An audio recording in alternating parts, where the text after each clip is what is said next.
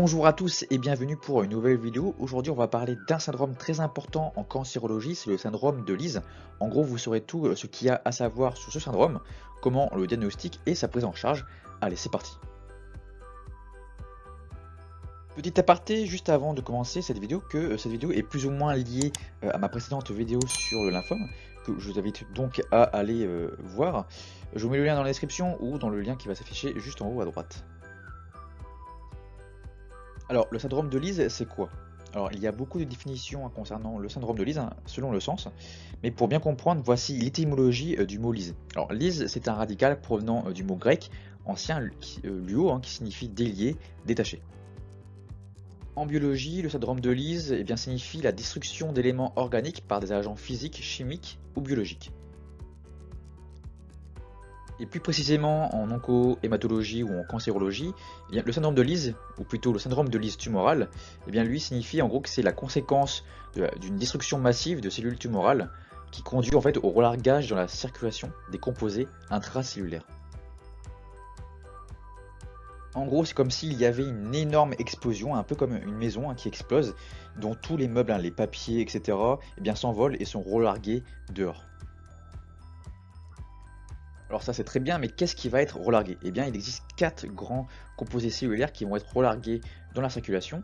On a le phosphate, les acides nucléiques, qui constituent la base de l'ADN et de l'ARN, du potassium et du calcium. Et tout ça, eux ils vont engendrer, dans la circulation sanguine, ils vont engendrer, le phosphate va engendrer une hyperphosphorémie, les acides nucléiques vont engendrer une hyperuricémie, le potassium lui va engendrer une hyperkaliémie, et le calcium lui va engendrer une hypocalcémie.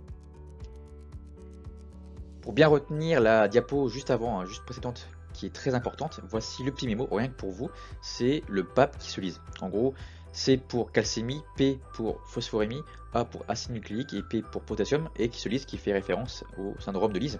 Donc pensez au PAP qui boit une potion et en gros qui veut mettre fin à ses jours et explose. Et pour pas confondre hypo et hyper, regardez que le C de calcémie est tout seul, il est solo, donc hypo.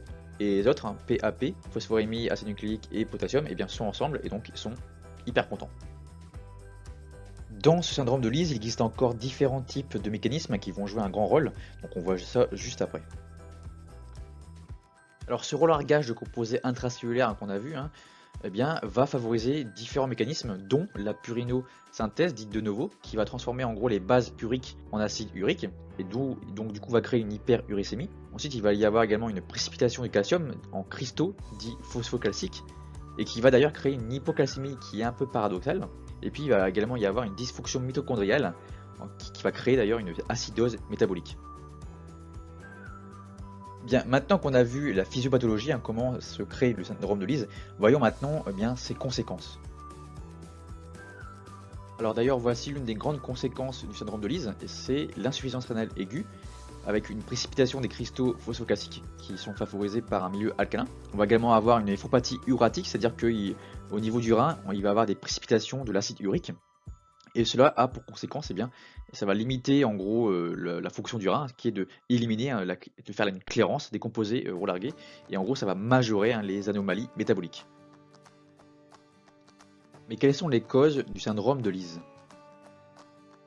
Alors les causes du syndrome de Lees sont dues en fait aux maladies tumorales, que ce soit hématologiques ou oncologiques. Ils sont distingués en différents niveaux de risque, les hauts risques ou les risques intermédiaires. Donc il y a plein de pathologies qui peuvent donner ce syndrome de Lees. On a tout ce qui est leucémie, les lymphomes, lymphome de Burkitt, lymphome lymphoblastique, leucémie myéloïde chronique, leucémie lymphoïde chronique, enfin bref, il y a tous les cancers peuvent donner un syndrome de Lees. Et plus la masse tumorale va être importante, plus il va y avoir en gros un risque élevé d'avoir un syndrome de Lees. Alors, ce syndrome de Lees ne vient pas tout seul avec la pathologie cancérologique. Elle vient notamment grâce à la chimiothérapie, c'est ça qui est important. En fait, la chimiothérapie est responsable de 2/3 des syndromes de Lees tumoral et qui surviennent juste après la prise en charge thérapeutique. Et plus la tumeur va être chimiosensible, plus il va y avoir de syndrome de Lees. Et puis dans les causes, on a également le terrain qui joue également un rôle très important, notamment chez les insuffisants rénaux chroniques, car ils ont déjà un rein qui ne fonctionne déjà pas. Alors si on rajoute une insuffisance rénale aiguë, hein, qu'on a déjà vu dans les précédentes diapos, eh bien le syndrome de Lees ici sera très favorisé. Alors maintenant voyons comment on peut faire le diagnostic du syndrome de Lees. On peut faire le diagnostic du syndrome de Lees selon deux cas, si on a affaire à un syndrome de Lees biologique avec deux manifestations biologiques, ou si on a affaire à un syndrome de Lees dit clinique avec des signes biologiques plus au moins des manifestations cliniques. Alors dans les manifestations cliniques, on peut retrouver l'insuffisance rénale qu'on a largement déjà parlé. On peut également retrouver des troubles neurologiques avec des convulsions qui sont notamment liées à l'hypocalcémie, mais c'est assez rare. Et puis on va retrouver également des troubles cardiovasculaires avec des morts subites, des troubles du rythme ou des troubles de conduction. Et dans les manifestations biologiques du syndrome de Lees, on peut retrouver une hypocalcémie avec une calcémie totale avec en dessous de 1,75 mmol par litre ou avec une baisse de 25%. On va également retrouver une hypercalémie avec une calémie de 6 mmol par litre avec ou une augmentation de 25%, ou on peut retrouver une hyperuricémie avec un acide urique au-dessus de 476 micromol par litre ou une augmentation de 25%, ou et pour finir une hyperphosphorémie avec une phosphatémie au-dessus de 1,45 mmol par litre avec une augmentation de 25%. Maintenant du coup voyons le traitement et la prise en charge du syndrome de Lees. Une seule phrase dans la prise en charge, c'est ne pas nuire primum non nocere, on ne va pas corriger une hypocalcémie car l'apport de calcium va majorer la précipitation phosphocalcique et engendrer encore plus une hypocalcémie. On va supprimer en fait les apports également en potassium et en phosphate et on ne réalise pas d'alcanisation des urines car cela a une efficacité très limitée pour limiter la précipitation des cristaux d'acide urique qui va majorer la précipitation phosphocalcique. Mais comme c'est un syndrome très connu, le syndrome de Lees est vraiment très connu, eh bien avant d'arriver au traitement ou à une prise en charge d'un syndrome de Lees, eh bien il y a un truc fondamental, c'est la prévention.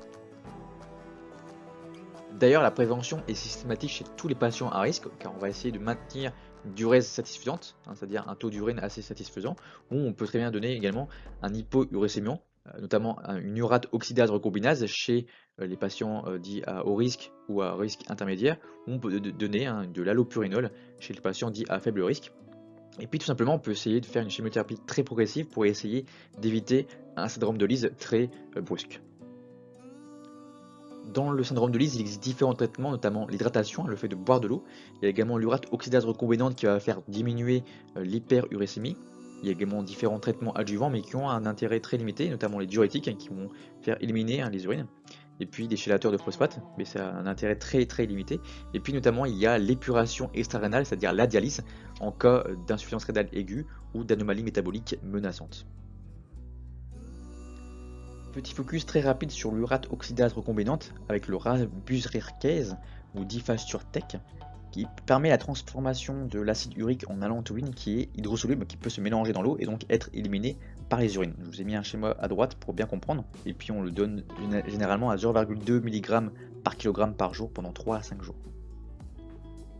Dans le syndrome de Lees, il est également important de faire une surveillance du patient. On va notamment faire une surveillance dite biologique très rapprochée toutes les 4 à 6 heures et une surveillance dite ECG niveau cardiaque en cas d'hypercalémie ou d'hyperphosphatémie. Alors ça y est, la vidéo est enfin terminée, j'espère qu'elle vous aura plu, j'espère que vous avez appris plein de choses sur le syndrome de Lees. Si c'est le cas, n'hésitez pas à vous abonner, à liker, à mettre un petit pouce bleu et à partager, ça fait toujours plaisir. Et puis si le domaine de la médecine vous intéresse, sachez que j'ai écrit un livre qui s'appelle Booster votre mémoire en 28 jours en médecine. Donc je vous mets le lien dans la description pour aller plus loin. Donc on se dit à très vite pour de nouvelles vidéos et pour de nouvelles aventures. Allez, ciao.